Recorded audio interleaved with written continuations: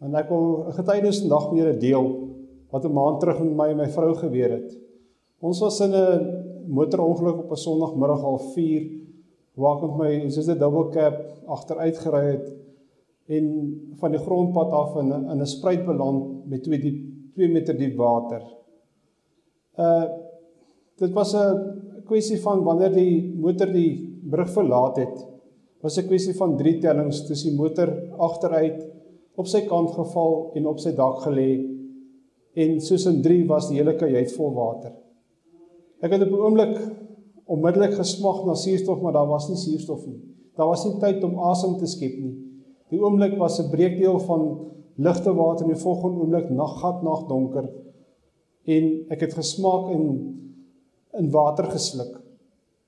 En ek het geskop en te kere gegaan en was gedisoriënteerd en kon nie gat in my plek uitkry nie, omdat die hele kajuit vol water is. En daar het net 'n gedagte op my opgekom: Here, ek en my vrou kan nie albei nou doodgaan nie, wat gaan van die kinders word? Toe word my lig weer op daardie oomblik toegesluit, en ek sluk nie meer verder water nie. Ek besef ek kan nie meer spartel nie, want ek gaan al die suurstof opgebruik. Ek het in 'n semi-koma begin ingaan, en my volgende gedagte was: Here, ek is reg om hemel toe te gaan.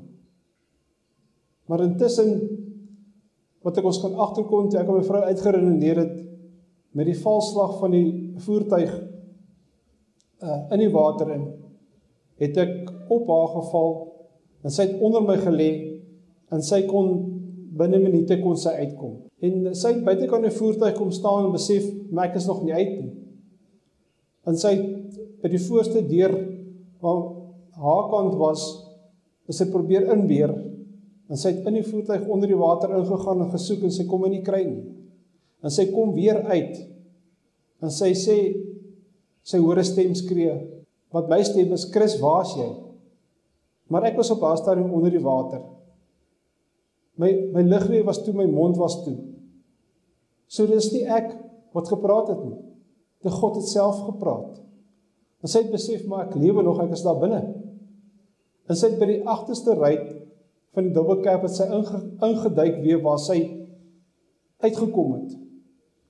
En sy het my hand gegryp, en ek het uit die semi-koma uitgekom, ek het haar hand gegryp, en die volgende oomblik in 1 sekonde het ons buitekant die kajuit gestaan. So God het weer ingegryp, letterlik en figuurlik, en ons uit die kajuit uitgeruk. In 'n oomblik van 'n sekonde was ek buitekant die water. Koue, ijskoue water, het ons nie eens besef het, dit was koud nie. Maar God was daar teenwoordig, hy het ons uitgehaal.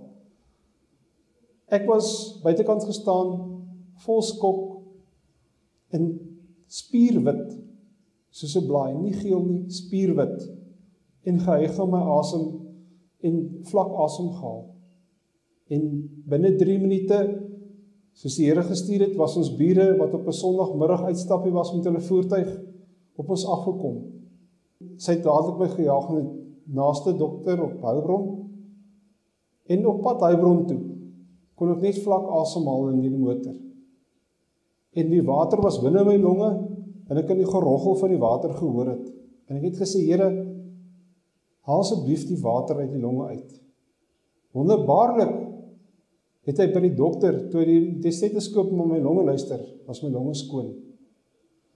En hy het verder ondersoek, en agtergekom dat my hartritme was versteur gewees.